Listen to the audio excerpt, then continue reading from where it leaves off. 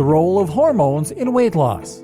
If you look around the web for advice on how to lose weight, you'll find that people fall into two broad camps. There are those that believe weight loss is entirely dictated by that caloric deficit we just discussed, and there are others that feel there are other, more important factors at play.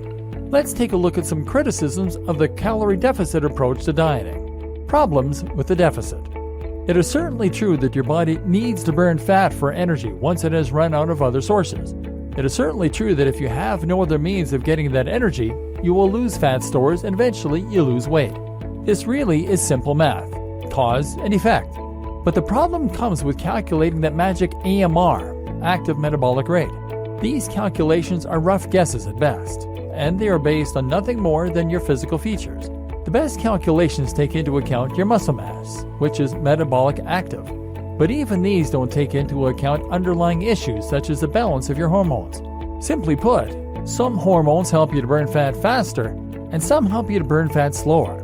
These are directly responsible for how many of those processes that require energy are going on in your body at any given time, and how capable your body is of utilizing the various stores of energy available to it. Just a few of these hormones include cortisol, insulin, thyroid hormones T3 and T4, adrenaline, serotonin, leptin, ghrelin, testosterone, estrogen, progesterone, IGF-1, human growth hormone, and many more.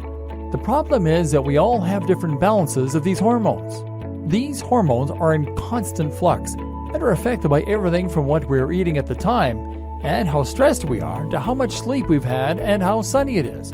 Some people have imbalances in these hormones that are permanent, while others will use medications that can alter them. Those fitness gurus that ignore the role of hormones in weight loss can't explain why hypothyroidism or polycystic ovaries leads to weight gain. They also can't explain why using steroids builds muscle and burns fat.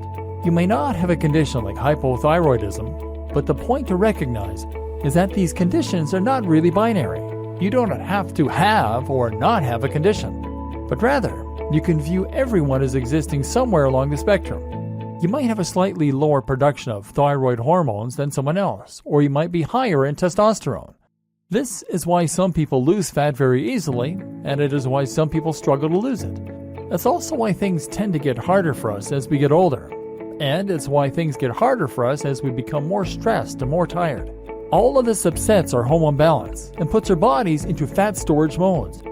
The issue is not with a calorie deficit, but rather our ability to accurately calculate our own AMR. Not only that, but these hormones also play a very big role in why we struggle to lose weight. They make us hungry, low in energy, and depressed. And they contribute directly to fat storage around the midriff. This is before we take into account the fact that it is essentially impossible to calculate the precise number of calories burned. Heart rate alone is not a perfect correlate for calories burned, or the number of calories in any given item of food. You really think that every single apple has the precise same number of calories in it? Are you sure you're really adding precisely the same amount of sauce to your meals? Then there's another fallacy of the calories in-out diet, which is the notion that our calories somehow magically reset at the end of the day, that we can make sure we're in a calorie deficit on Monday and then start again on Tuesday. In reality, the buildup of calories is cumulative and can be carried over. And then there's the way that eating in itself can affect your hormonal balance and process the foods that are coming in. The cycles of the body. Not only does everyone have different balances of hormones in the long term, but we all also go through cycles where different hormones peak.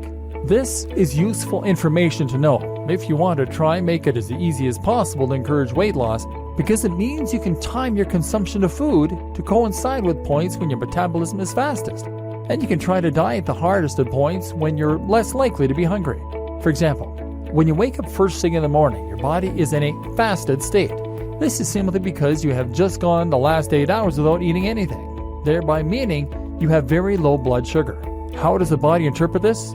It interprets it as danger.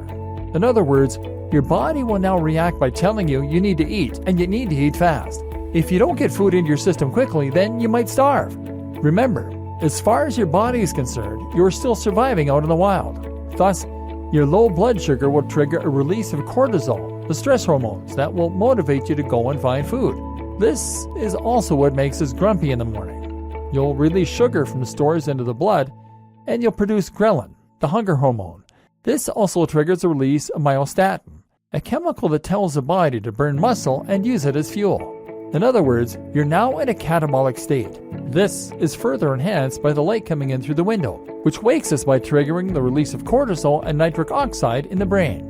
Once you've eaten, though, things change. Now sugar is released immediately into your body, which the body sees as good news. This triggers the release of serotonin, a feel-good hormone, followed by melatonin, which is the sleep hormone. This is why we often feel sleepy after a large meal. Now, your brain becomes slower and groggier, and you feel happier, but countless other activities can similarly alter your hormone balance.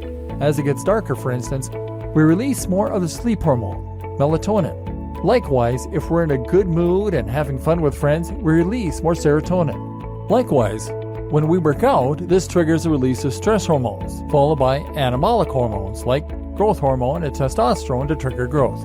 Ultimately, the body is constantly swinging between an on state called catabolic, or fight and flight, and an off state called anabolic, or rest and digest. When the body is hungry, harmed, or threatened, you become more alert and produce more stress hormones. At this point, you burn your energy stores because you need to keep going.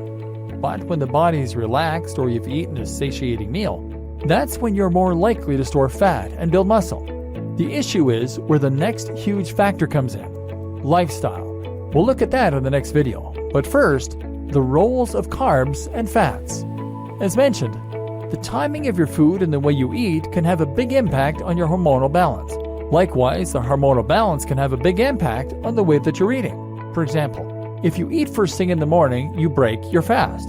That is to say that you take yourself out of a catabolic state where the body is desperate for food and is burning fat. Some people will then try to extend this catabolic state for as long as possible as a trick to burn more fat. They might even engage in something called fasted cardio, which means that they'll work out first thing in the morning, before breakfast, so that the only thing available to burn is stored fat. Another trick is something called carb backloading. Here, you engage in intensive exercise designed to deplete the glycogen stores. Then you consume carbs, and as a result, they will be more likely to be stored in the muscle cells rather than being stored as fat. But the technique that most people are interested in is to avoid simple carbohydrates altogether. Simple carbohydrates are any carbs that release their energy immediately into the blood. These tend to be the sweetest carbs like sugar, cake, and white bread. By eating these, you cause a sudden spike in blood sugar, which triggers the release of insulin and puts your body into a fat storage mode. If you avoid these simple carbs, however, then you can maintain more of an equilibrium and thereby prevent your body from storing the energy. Instead, you'll simply be replenishing your blood sugar as it is being used up. This is the objective of many low-carb dieters, who will instead rely on complex carbohydrates and fats, which digest much more slowly and therefore release sugar into the blood at a slower rate as well. Some low-carb dieters and fasters will go even further to try and reduce blood sugar to the point that the body begins producing an alternative energy source, ketones. Do you need to worry about this? Is any of it relevant for losing your belly? Don't worry. Everything will be explained into a simple-to-follow program very shortly.